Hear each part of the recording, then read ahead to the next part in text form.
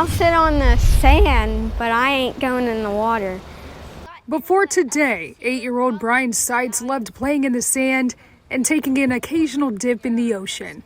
The Sites family has been planning their vacation to Myrtle Beach for over a year now. I just felt something, I guess, bite me, and I looked down and there was a shark on my arm, and I was only in wastewater, and I kept pushing at it to get it off of my arm to, and then it did. And it was just after noon on their first full day of vacation when their trip would take a shocking turn. I couldn't even see the shark coming up, but all I saw was the shark jumped up, and it didn't even bite like all the way. Like I saw the movement of its tail like going to the side, and then right there she went, like she screamed a little bit, but like as soon as she touched it, it just fell into the water. The 8-year-old was only 10 feet away from his grandmother when he watched her get bitten by a shark. Sites was taken to a local hospital where she underwent surgery and received hundreds of stitches. It's very clearly a shark bite when you look at the arc of the tooth marks and the damage that was done. And my sympathy to the victim. That's a horrendous thing to go through. Daniel Abel is a professor of marine science at Coastal Carolina University. He says sharks are not uncommon this time of year, and if you plan to swim in their home, there's some precautions you should take. Well, not to swim at dawn and dusk. There's not many people in the water then, and some of the sharks are closer to shoreline and feeding. Don't swim where there are schools of small fish, they're called bait fish, offshore. The sharks will swim in and out of them. Don't swim near where people are fishing, like in piers. Abel says shark bites are extremely rare, and while he offers his sympathy to victims of shark encounters, it's important to understand that sharks are needed for our ecosystem. It's very important that we treat our sharks and our ocean and our entire planet with more respect than we do now.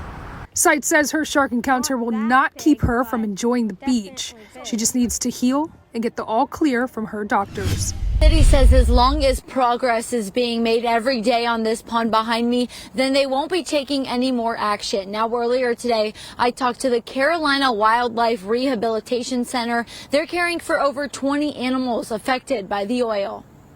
A pond in West Ashley contaminated with oil is getting cleaned up, but the damage to the animals from the oil is done. Some animals are now recovering at Carolina Wildlife Rehabilitation Center in Indian Trail, North Carolina. We have 18 turtles, 2 green herons, 1 anhinga, and 1 osprey. Leslie Kellum has experience helping animals impacted by oil, but says this is the worst she has seen. They came in and they were in very, very poor condition. Because the oil is animal byproduct, it's very, very thick. It's causing their feathers to stick together. Helping to get the birds and turtles clean means taking steps to keep them calm. So what we're having to do is put them under anesthesia to bathe them in Dawn dish detergent. And we're having to do that multiple times because the oil is so thick that it's not coming off in one wash. Kellum says the animals ingested some of the oil, leading to other health problems. And not only are their outside condition not well, but they've ingested some of the oil as well. So we're having to do activated charcoal, IV therapy, vitamin therapy. She says the goal is to get the animals back to 100%, then bring them back to the pond in West Ashley once the ecosystem has recovered. It's not something you really expect to encounter on vacation in South Carolina. Karen Buzzy was with her family, relaxing at the beach on Hilton Head when her son came out of the water screaming. I was not too deep, but deep enough that I couldn't see my feet. And then suddenly I felt like something wrap around my legs. James may not have been aware of the cause of his pain, but he knew he was hurting. I thought it might have been maybe some sort of like seaweed or like I brushed a fish or something.